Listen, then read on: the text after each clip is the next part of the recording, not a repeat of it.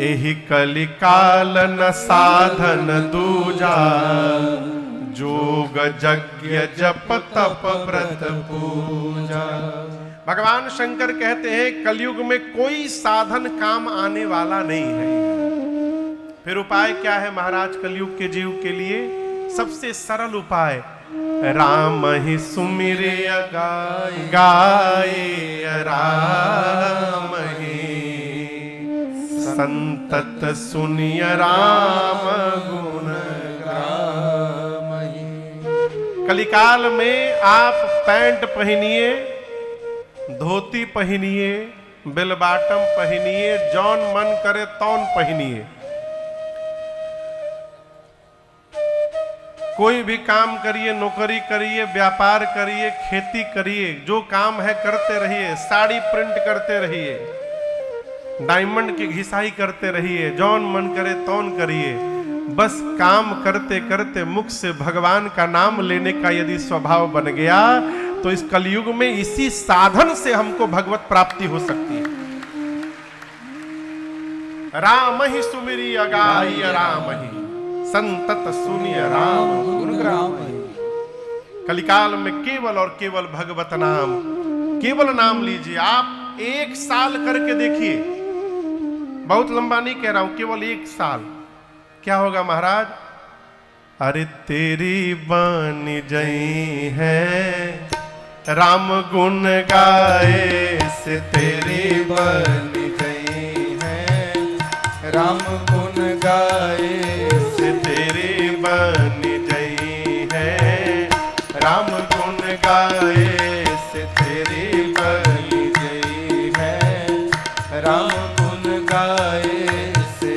राम गुण गाए से, श्याम गुण गाए से, राम गुण गाए से, श्याम गुण गाए से, राम गुण गाए से, श्याम गुण गाए से, राम गुण गाए से, श्याम गुण गाए से। तेरी बन जई है राम गुण गाए से, तेरी बन जई है राम गुण गाए से।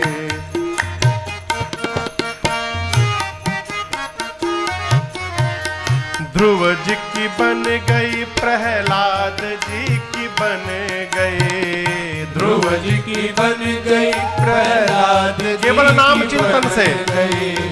ध्रुव जी की बन गई, प्रहलाद जी की बन गई, ध्रुव जी की बन गई, प्रहलाद जी की बन गई, द्रौपदी की बन गई, द्रौपदी की बन गई, चीर के बढ़ाए से, तेरी बन गई है राम गुण गाए से, तेरी बन गई है राम गुण गाए से।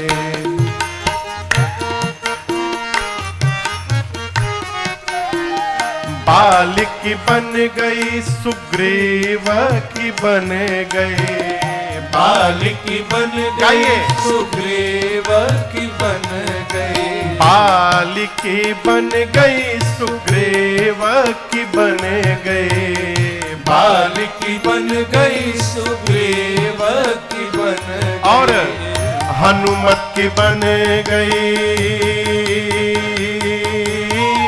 हनुमत की बन गई, सिया सुधी लाए से, तेरी बन गई है राम गुण गाए से, तेरी बन गई है राम गुण गाए से।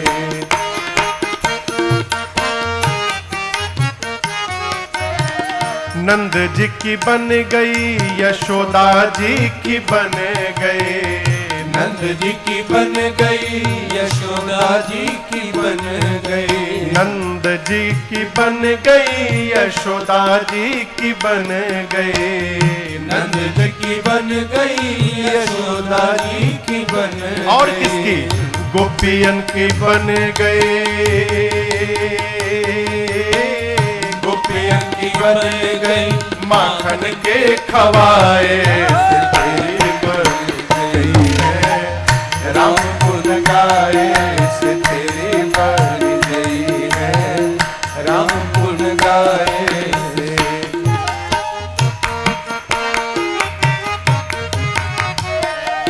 गज की बन गई गीध की बन गई, गज की बन गई और गीध की बन गई, गज की बन गई जटायु जी की बन गई, गज की बन गई जटायु जी की बन गई, और केवट की बन गई,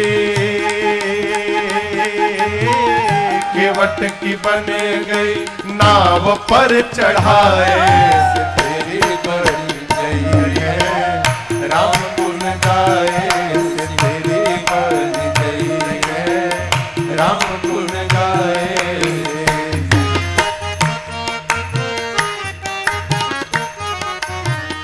मीरा की बन गई सूर की बन गई, मीरा की बन गई सूर की बन गई, मीराज की बन गई सूर जी की बन गई, मीरा जी की बन गई और सूर जी की बन गई, तुलसी की बन गई,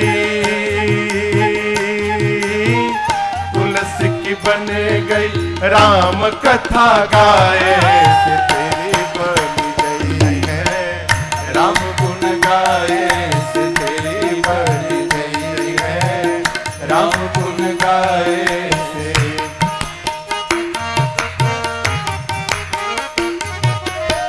श्रोता की बन गई साथी की बन गई, श्रोता की बन गई साथी की बन गई, आयोजक की बन गई और श्रोता की बन गई, आयोजक की बन गई श्रोता की बन और गई, राजन की बन गई, राजन की बन गई राम कथा गाए से तेरी बन गई है, राम गुण गाए से तेरी बन गई है, राम गुण गाए तेरी बन गई है, राम गुण गाए से तेरी बन गई है, राम गुण गाए से तेरी बन गई है, राम गुण गाए।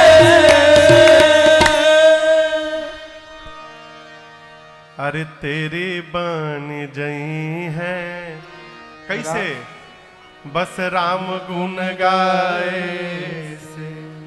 कली काल में केवल भगवत नाम एक साधन है, इसलिए जहां रहिए एक हम भजन गाते हैं, राम जपते रहो और काम करते रहो, राम जपते रहो काम करते रहो, वक्त जीवन का यूं ही निकल जाएगा, वक्त जीवन का यूं ही निकल जाए। और जपते जपते गर लगन सच्ची भगवन से लग जाए तो, गर लगन सच्ची भगवन से लग जाए तो, तेरे जीवन का कनक सा बदल जाएगा, तेरे जीवन कनक सा बदल जाएगा। आदत बनाइए, दिन में अकारण भी 4, 5, 10, 15, 20, 100 बार भगवान का नाम निकल जाए। आप में से कौन पहली बार कथा सुनने यहां आया है? मैंने आज तक कभी जीवन में कथा सुने ही नहीं, ये पूछ रहा हूं। ऐसा कोई है? एक लोग भैया है, वही ढेर लोग लाजे हाथ ने उठा रहे होंगे, बगल वाले क्या कहेंगे?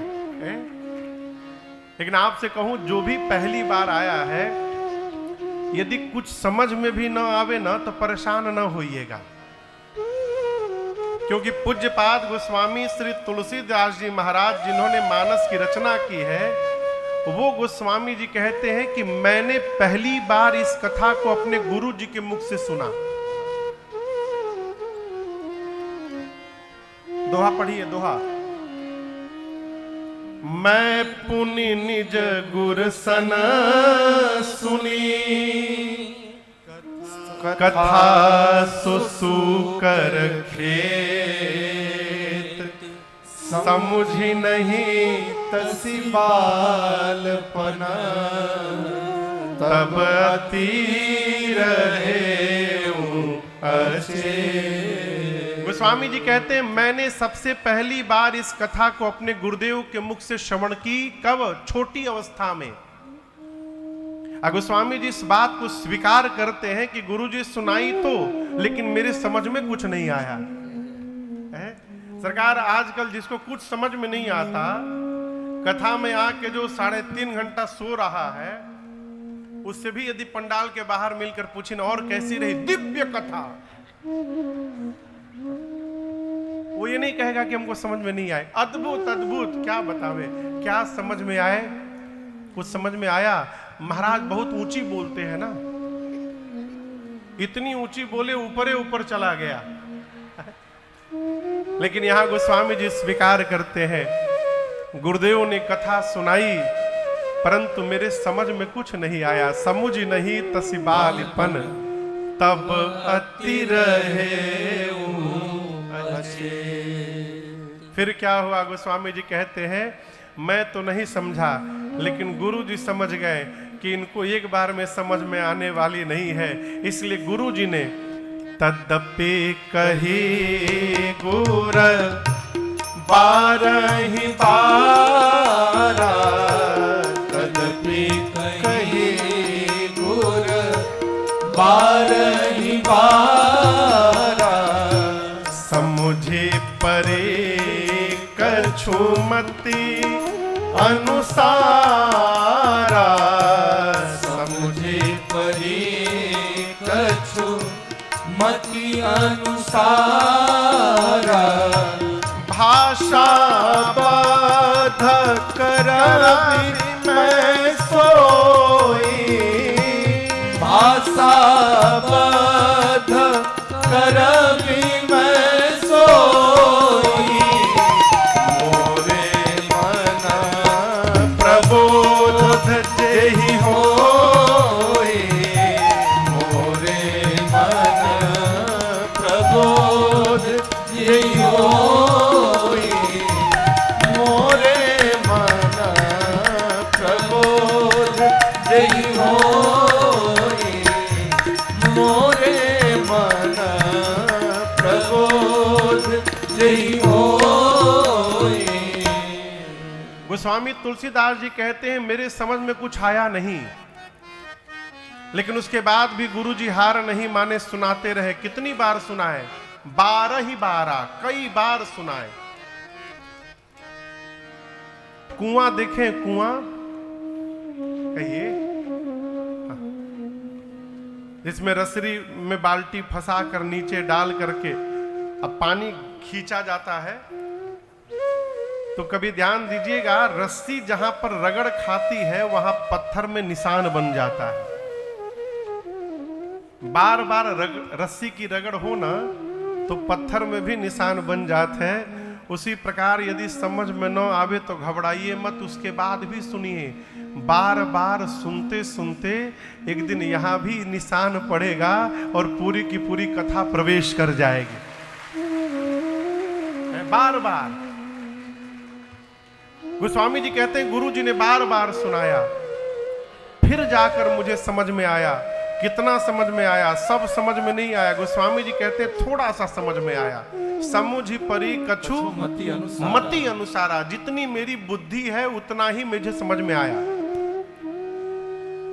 आपसे एक प्रश्न करें, यदि बारिश होने लगे और आप पंडाल के बाहर हैं तो आप कितना पानी जमा कर पाइएगा? कहिए कहिए। अच्छा हम बता देते हैं, कितना पानी जमा करिएगा? जितना बड़ा आपका बर्तन होगा। कोई गिलास रहेगा तो गिलास भर पानी बटोरेगा, कोई तसली समझ रहे हैं ना, तसला लेके आएगा, तसला भर पानी बटोरेगा, कोई बाल्टी लेकर आएगा, बाल्टी भर ले जाएगा, और जो अजूरी लिया रहेगा उसके अजूरी में भरेगा तो लेकिन तुरंत गिरियो जाएगा। कहने का अर्थ है कथा यहां बह रही है, जिसके पास जितना बड़ा पात्र होगा, जिसकी जितनी बुद्धि होगी, उसको उतनी ही कथा समझ में आएगी।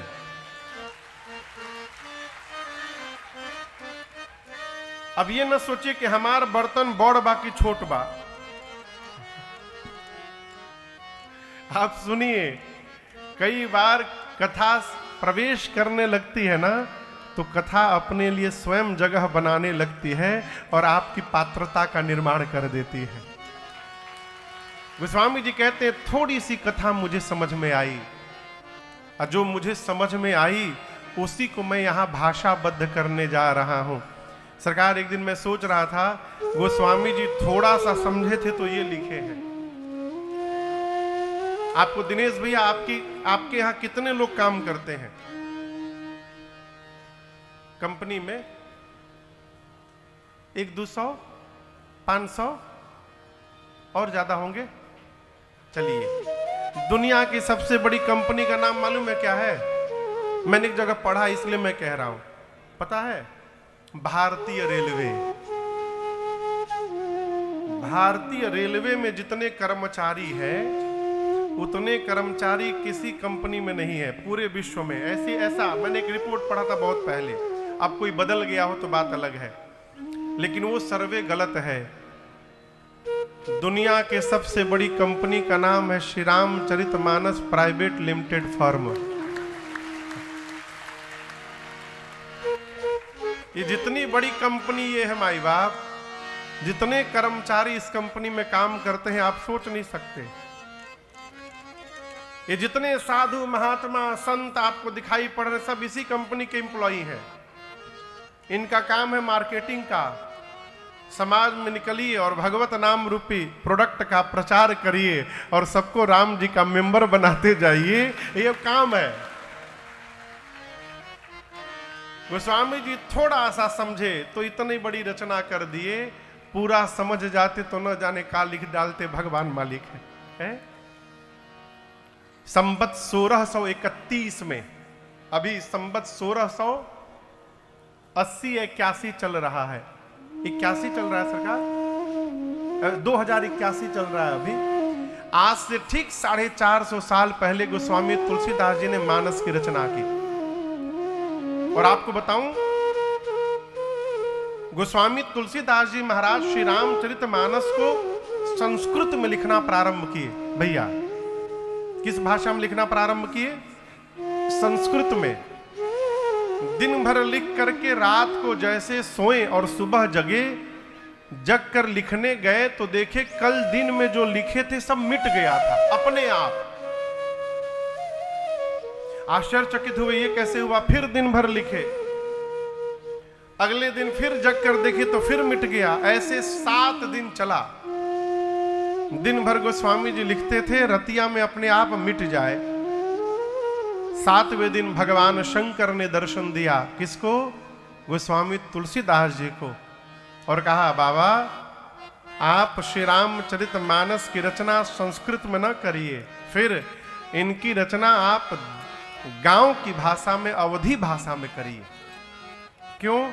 आने वाले समय में संस्कृत समझना सबके बस की बात नहीं रह जाएगी। अच्छा आप बताओ, श्रीमद् वाल्मीकि रामायण कितने लोग पढ़ते हैं? 10-12 लोग हाथ उठाएं। हमहू नहीं पढ़ते हैं। तो विद्वानों का काम है उसको पढ़ना। लेकिन श्री रामचरितमानस जो अंगूठा लगाता है वो बोलत है। आपसे पूछूं, मानस की एक चौपाई कितने लोग को कंठस्थ है? एक चौपाई कम से कम। आप लोग को नहीं याद है? सबको याद है। ए जी मंगल भावनाया मंगल हारे, मंगल भावनाया मंगल हारे, द्रवहु सुदर्शनथ अजीर बिहारे, द्रवहु सुदर्शनथ अजीर बिहारे।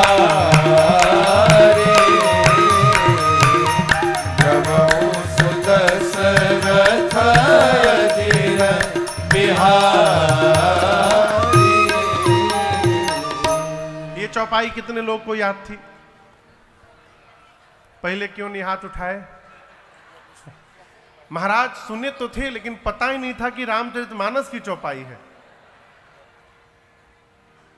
अच्छा आप बताओ, दोहा कितने लोग याद जानते हैं? एक दोहा, मानस का कम से कम एक दोहा।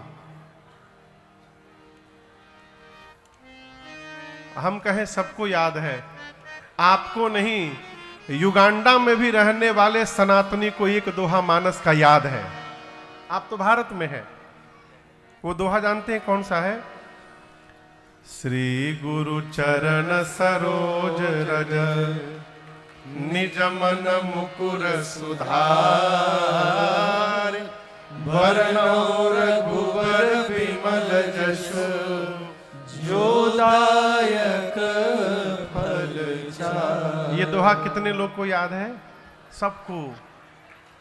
हाथ क्यों नहीं उठाए पहले? महाराज हम तो जानते थे ये श्री हनुमान चालीसा का दोहा है। नहीं, ये अयोध्या कांड का प्रथम दोहा है। इसी दोहे से अयोध्या कांड की कथा प्रारंभ होती है। इसी प्रकार केवल दोहा चौपाई नहीं, छंद श्लोक सबको याद है। यही मानस की प्रामाणिकता है। गोस्वामी जी यदि संस्कृत में लिखे होते तो याद न होता। आपको बताऊं, विरोध हो गया काशी में गोस्वामी तुलसीदास जी का। समकालीन विद्वान बोली ये गांव की भाषा में लिखी हुई रचना, ये ग्रंथ हो ही नहीं सकता। गोस्वामी जी बोले मैंने लिखा नहीं है, भगवान शंकर ने लिखवाया है। वहां के विद्वानों ने कहा फिर विश्वनाथ जी निर्णय करेंगे।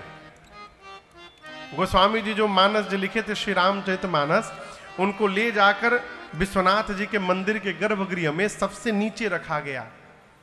उनके ऊपर चारों वेद, 18 पुराण, 6 शास्त्र सब एक के ऊपर सजा के रखे गए और रात में विश्वनाथ जी का कपाट बंद कर दिया गया। पूरी रात गोस्वामी जी बैठ के रोते रहे सामने। एक ही बतिया कहते थे सरकार, अरे बाबा राखो लाज हमारी। पूरी रात। और आपको कहूं, जब सवेरा हुआ और ब्राह्मणों ने मंदिर का पट खोला तो क्या पाया? जो रामचरितमानस सबसे नीचे रखा हुआ था वो सबसे ऊपर पहुंच गया था।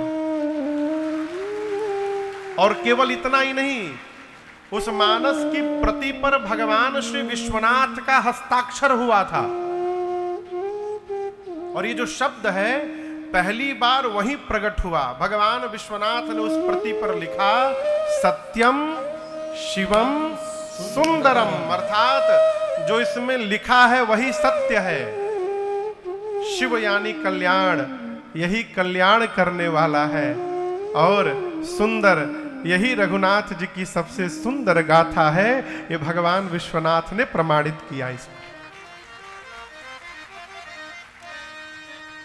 पूज्यपाद गोस्वामी तुलसीदास जी कथा गाने के पहले कथा की महिमा सुनाए।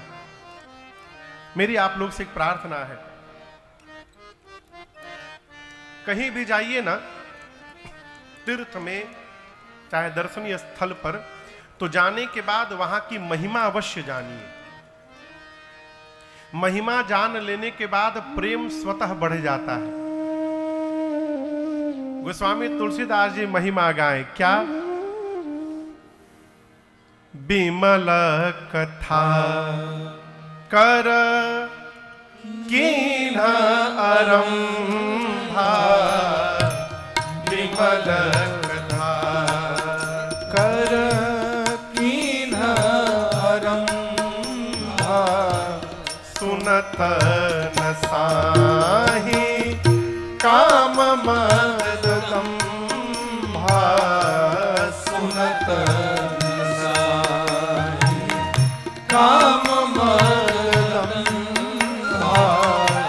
रामचरित मानस एहि नामा, रामचरित मानस एहि नामा, सुनत श्रवण पाई विश्राम।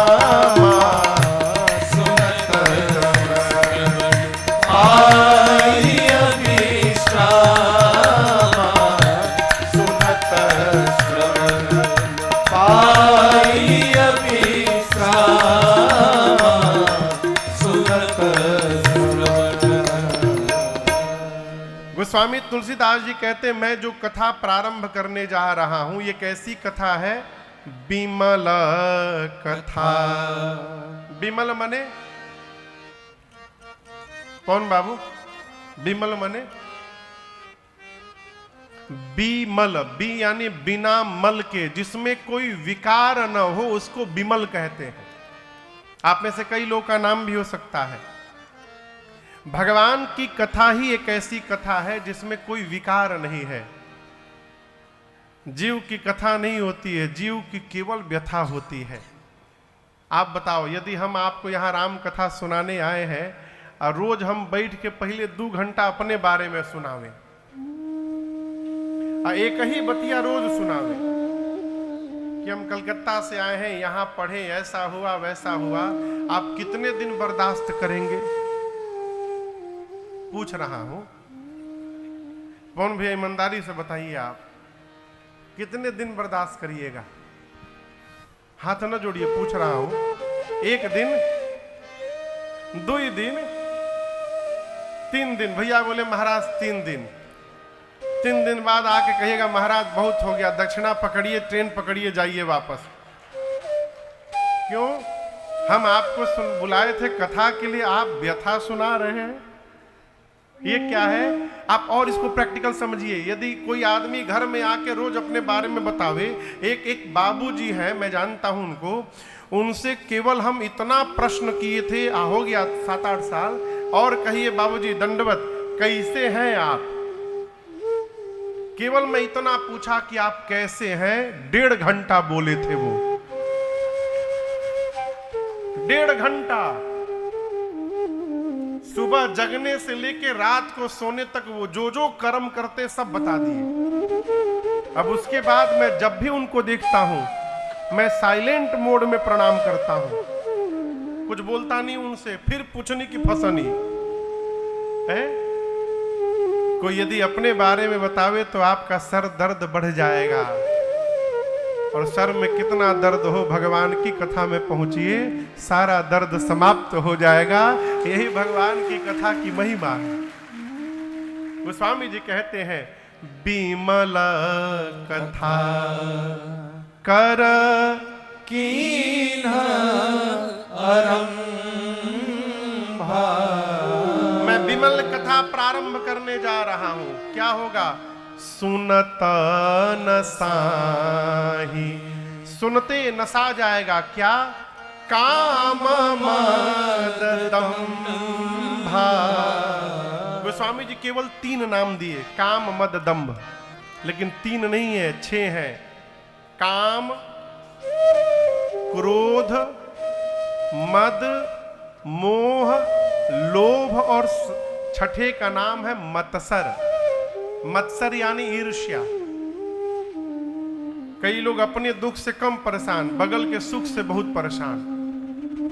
ईर्ष्या वाले आदमी को यदि घर में लाकर आप बिठा दिए, अब बता दिए कि कालिए 1.5 लाख के हम इस सोफा ले आए हैं, आप जैसे जाएंगे पानी लेने, पेन निकाल के छेद देगा सोफा में। मैं सत्य बता रहा हूं। कब फटे? ये क्या? ईर्ष्या। बर्दाश्त नहीं हो सकता।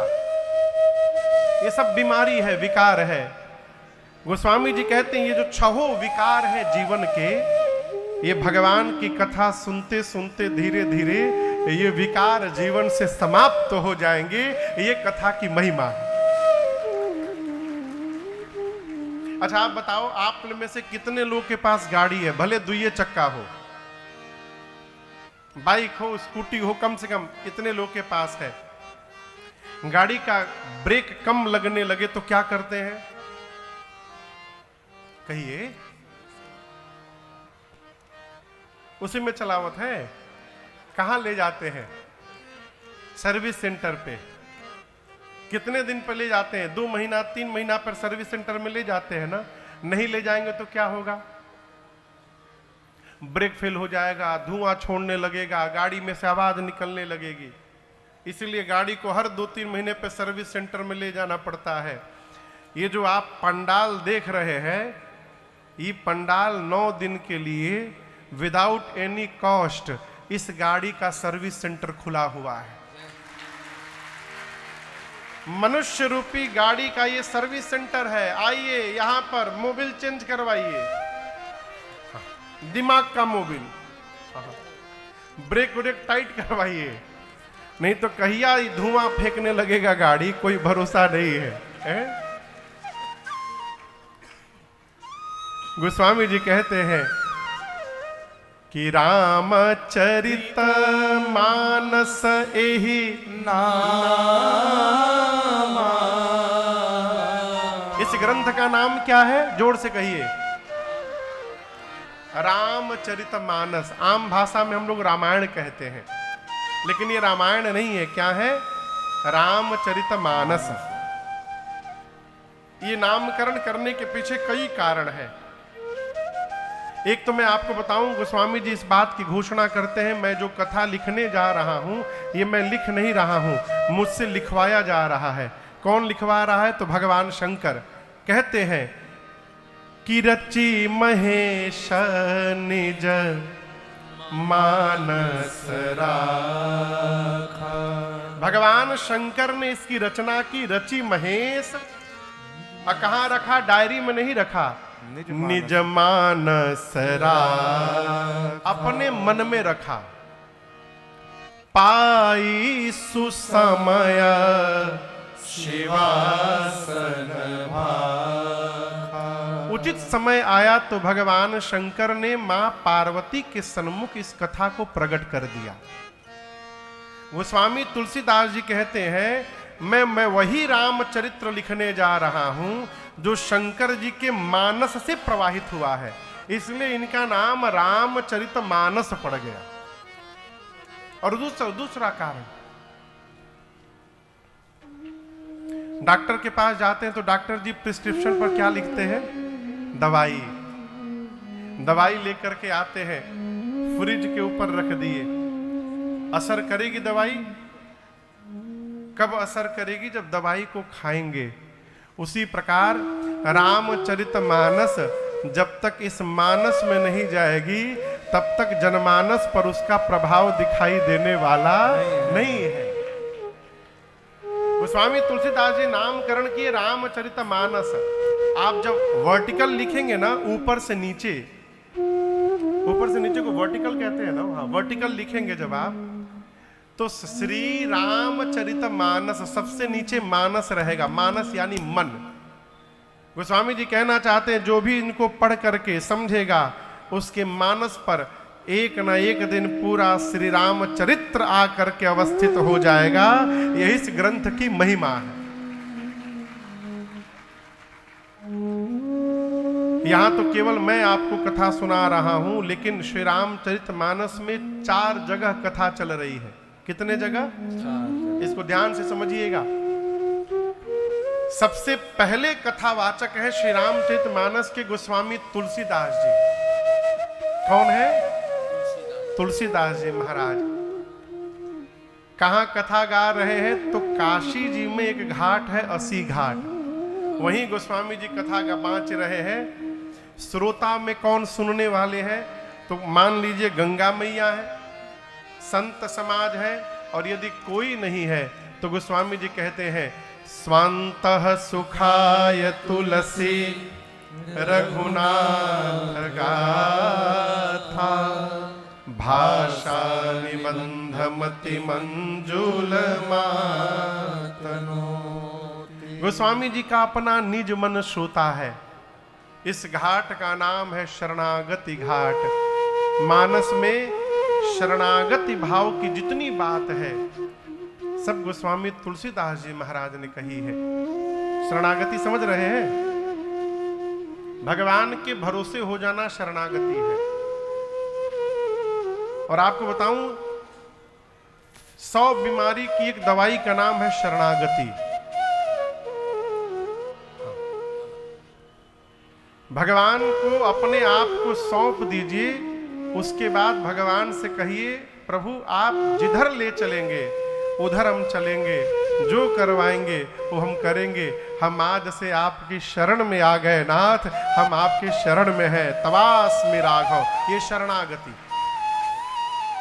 मैं यूं ही नहीं कह रहा हूं, राम जी कहते हैं वाल्मीकि रामायण में सुग्रीव से कि जो मनुष्य एक बार मेरे सामने आकर, एक बार जीवन में, और दोनों हाथ उठाकर कह दे कि प्रभु हम आज से आपकी शरण में आ गए, मैं उस मनुष्य की जीवन भर रक्षा करता हूं। ये राम जी का वचन है।